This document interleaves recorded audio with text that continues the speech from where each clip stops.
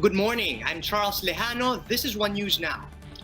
In his first ever speech at the UN General Assembly on Wednesday, President Duterte said the country's arbitral award over China's claims in the South China Sea is, quote, beyond the reach of any government to dilute, diminish, or abandon. To tell us more about this, we have Maricel Halili. She's reporting to us live from Mandaluyong City. Maricel, so it seems that the President has heeded the advice of former Justices Antonio Carpio and Conchita Carpio Morales, as well as that of former DFA Chief Albert Del Rosario, that he should raise the Hague Ruling before the UN General Assembly. Yes, you're right, Charles. Finally, President Rodrigo Duterte has raised this issue before an international community. To take note, this is the first time that President Duterte speaks before the United Nations General Assembly in this time of pandemic, and that several issues have to be addressed. And one of those is the issue of the West Philippine Sea. And during the speech of President Duterte at the United Nations last night, he affirmed the arbitral ruling or the Hague ruling about the West Philippine Sea. He mentioned that this is already part of the international law, so this must be acknowledged and this should not be compromised. He also mentioned that he rejects, or the government is rejecting, any efforts to undermine this ruling. Right, Maricel, but then this recent statement from our president compared to what he said during the last sauna doesn't really match. There seems to be a quite obvious shift in the tone of the chief executive. What can we say about this? Mhm.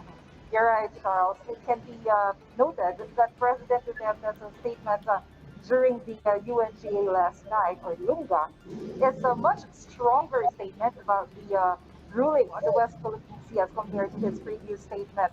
Recall that during his previous speeches, he always mentioned that we're friends with China and it's not yet the right time to bring up the ruling about the West Philippine Sea. They also keep on mentioning that we're trying a parallel approach wherein, aside from pushing the issue on the West Philippine Sea, we're still trying to be friends with China so that we can benefit from them economically. But this time, the president decided to mention it before the international community, even during the first part of his term. He also mentioned that he will bring up this issue at the right time. Probably he decided that this is the right time to discuss that issue. That this is good news for those who have been asking this administration to support the arbitral award against China, but then, of course, Beijing won't be too happy about this, I suppose. Have we heard from them so far? Have we heard from China? So far, Charles, we haven't heard any statement coming from China after the president gave us a statement at the UN General Assembly last night. Although Chinese President Xi Jinping also gave us a statement before the UNGA last night. The president was the 12th speaker among the 14 heads of state scheduled to speak in the morning, New York time. But as of now, we haven't got any statement from China, but it's also good to take note that before the UNGA, or the United Nations General Assembly, China has been consistent that they will not acknowledge the arbitral ruling. Right, let's move on now, Maricel, to some other issues that have been hounding the president. We know that several world leaders have been calling out the Duterte administration for supposed human rights violations on account of this administration's drug war. What did the president have to say about this? President Duterte reiterated that the government will continue to protect the human rights status of the country, especially the human rights of ordinary individuals, against those who are involved in illegal drugs, criminality, and terrorism. The president also criticized those groups who are allegedly weaponizing human rights to discredit the efforts of the government. Do we know who exactly the president was referring to here, Maricel, when he refers to these groups that have weaponized human rights?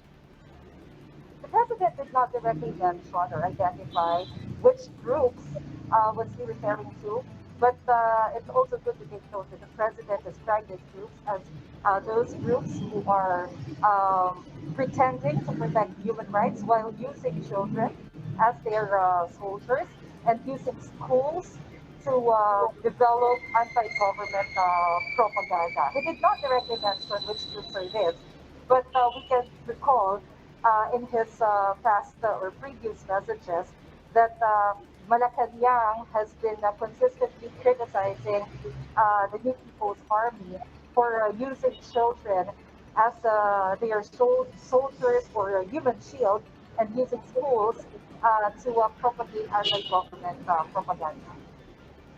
All right, Maricel, from human rights, we move on now to the global health crisis. The president has called for equal access to COVID-19 vaccines. What exactly did he mean by this? President Duterte emphasized that there should be an equal access on the anti-COVID vaccine all over the world, whether rich or poor countries, because he said that vaccines must be considered now as global public good. So far, we have 9 pharmaceutical companies that are now at the late stage or last stage of development. So the president would like to have an assurance that all countries will have an access to these vaccines. Right. The president did also say that UN members should empower the World Health Organization. Did the president give any specifics as to how exactly this should be done? The president actually called on all the members of the United Nations to pool their resources to improve the capabilities of the World Health Organization. He mentioned that it is very important that the WHO can coordinate and have a proper coordination with all of the countries.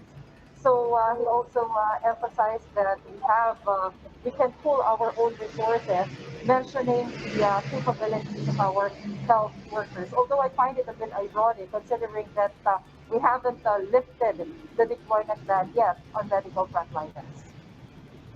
Yeah, the president made good use of his time, and actually he also used it to call on his international counterparts to protect the rights of Filipino migrant workers. Could you tell us more about this? Yes, you're right, Charles. President Duterte called on other countries, government from different countries to help in protecting migrant workers. So far, the president mentioned that we have more than 300,000 Filipino workers that have to be repatriated, although half of them have already gone home. And we still have to work on other Filipino workers to be repatriated to their houses. Maricel, was there anything else noteworthy mentioned by the president during his first ever speech before the UNGA? Mhm. About the COVID-19, President Duterte mentioned that the United Nations must review or reform some of their policies and assess whether the UN is still faithful to its principles, especially now that we are facing the pandemic.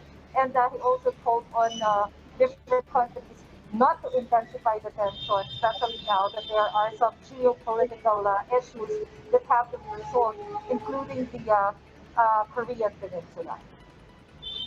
All right, thanks for that. That was Maricel Halili reporting live from Mandaluyong.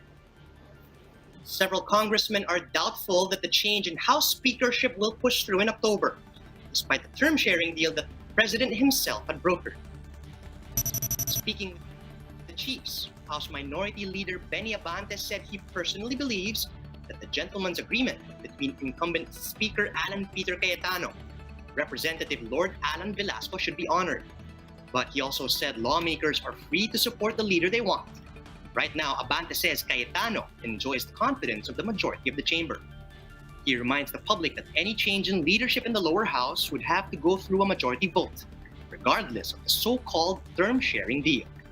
House Deputy Speaker Elre Villafuerte concurred, saying Velasco has already lost the speakership by default because of his lackluster support and lack of action as a congressman. He claims that Velasco has mostly been absent for the biggest developments in the lower chamber, such as when they debated over the anti-terror bill, the ABS-CBN franchise, and both iterations of the Bayanihan Law. Villafuerte went on to say that it will be a great disservice to the country if Speaker Cayetano will be replaced, despite the support of his colleagues and in the middle of a pandemic at that. Sana, alalahanin na lang ng ibang congressman natin na mayroong political ambition. This is pandemic. And therefore, Kalimutan muna yung mga political squabblings. Any change in leadership, you need a vote. It's harder status to quo. make a change. It's if you're the incumbent speaker, it's harder for anyone to oust you because you need a majority vote. The Interagency Council for Traffic is cracking down on colorum vehicles and those that don't enforce social distancing among passengers. To tell us how their operations are going, we have Justine Punsalang. She's reporting to us live. Good morning from Parañaque City. Justine, good morning. Has the IATC apprehended any drivers or operators? Yes, Charles, the LTFRB has already impounded 6 vehicles this morning at the launched yet another operation against colorum vehicles. 3 of which were private vans. One was a UV Express, while the other 2 were buses that do not have proper documentation. According to IAC Deputy Commander Bonifacio Guerrero, today's operation stemmed from the operation they conducted last week, which resulted in the impounding of 3 buses from Cavite. He explained that provincial buses are no longer allowed to enter Ross Boulevard from Cavite. Instead, they were supposed to load and unload passengers at the PITX terminal. Since 6 in the morning today, IAC and LTFRB enforcers have been flagging down buses and vans to make sure that they are following the guidelines. Shuttle service drivers are required to present their contract of lease and implement social distancing inside vehicles. One shuttle service bearing the logo of Pag-ibig was actually flagged down. Guerrero explained that this was necessary to ensure that the shuttle service indeed was for Pag-ibig employees. He said that there are times that vehicles only display government agency logos to avoid apprehension.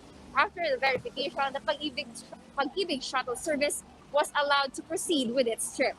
For violators, passengers will be ferried to their destinations by trucks of the Philippine Coast Guard, while the vehicle itself will be brought to the impounding facility of the LTFRB.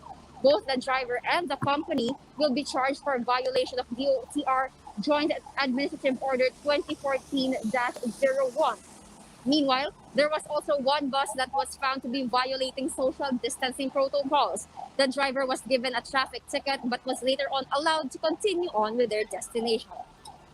Charles, the IAC is reminding private vehicle drivers and owners, as well as bus operators and drivers, to abide by the rules set out by the government in order to avoid hassle not only for them but also their passengers. Violation fees are actually hefty, with 1 million for buses while 200,000 for impounded vans. Charles? Thank you, Justine Punsalang, reporting live from Parañaque. Now let's check in on the new quarantine guidelines issued for residents of Davao City, including the lifting of the total liquor ban. For that, we have Jem Avancenia. She's reporting to us live from Davao. Jem, good morning. What do you have for us?